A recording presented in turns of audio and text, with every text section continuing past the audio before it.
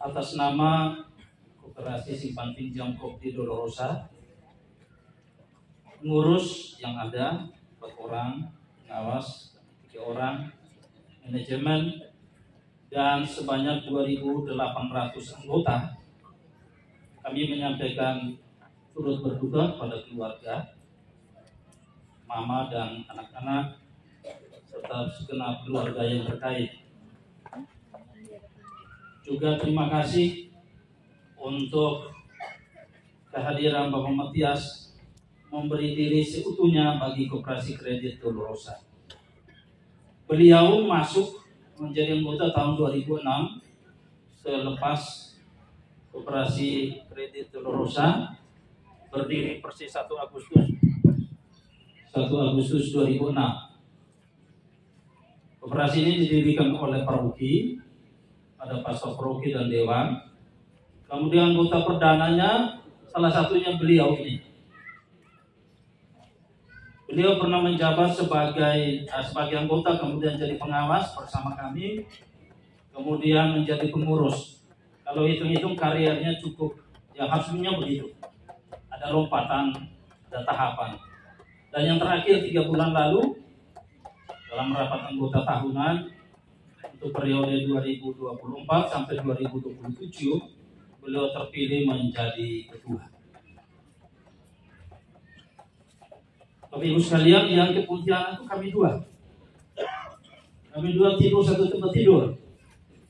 Dan beliau itu dia beritahu kalau jalan dan pemakri aman. Karena beliau ini ngorok. Itu kalau tidur dia bilang, ini hanya bisa pemakri yang bisa mengerti. Kami satu tempat tidur, kamar 929. Setelah dengar beliau pulang, saya coba ini di Kalimantan pasti saya repot. Tanggal 11 sampai dengan tanggal 15. Lalu tanggal 15 itu pagi-pagi kami dapat cerita bahwa ini katedral ini kurang lebih 17 menit dari sini, dari hotel. Kita bisa capai. Kami jalan kaki. Kalau alasan capek mungkin salah satunya itu, kami 2 jalan. Bangun jam 4 karena kejar misa setengah 6. Sampai di katedral kami bisa dan kami foto-foto. Tapi ini macam surga saja di katedral, megah sekali. Katedral Pontianak. Kita besok-besok juga mungkin sampai juga di tempat yang seperti ini. Ini guyonan kami 2. Singkat cerita, kami kembali dari katedral. Kami mengunjungi satu pastor SVD di salah satu paroki Santa Maria Bunda Ceruju, Pastor Paulus Pio. Ini kita punya orang. Pastor ini di paroki itu seorang diri, 16 tahun baru tidak salah terima. Agak aneh bagi kami 2 dan diskusi agak lama. Imam yang datang membantu ke paroki ini itu panen bertahan itu 3 bulan. Ada yang hanya 2 minggu pulang. Kami tanya, Pater, kenapa? Ya, umat di sini agak beda. Kalau mereka tersinggung, mereka pukul ini pastor. Ya, ini di pusat kota Pontianak. Mereka tersinggung, mereka bisa pukul frater. Dan merasa terancam, imam tidak bertahan. Lalu yang berikut, ala yang kedua. Ini umatnya 1.200 orang. Tapi dharmanya masih 2.000 rupiah dan yang sudah robek-robek. Ini memang bisa bertahan tidak ini imam di tempat ini. Lalu Pater, bertahan dengan apa? Saya berusaha sendiri. Saya berjuang sendiri. Tapi ini Pater, kalau kita di Timur, ayo kita coba kelaya dengan orang itu. Ya sudahlah, ini di Kalimantan. Dan ini menjadi hadiah. Pater itu mengirim 1 paket dan kami bawa pulang. Bagi keluarga ada 2 cerita terakhir ini yang mungkin saya sampaikan. Ketika sampai di Surabaya, dia bilang, saya punya anak nona ada telepon dari Zoe.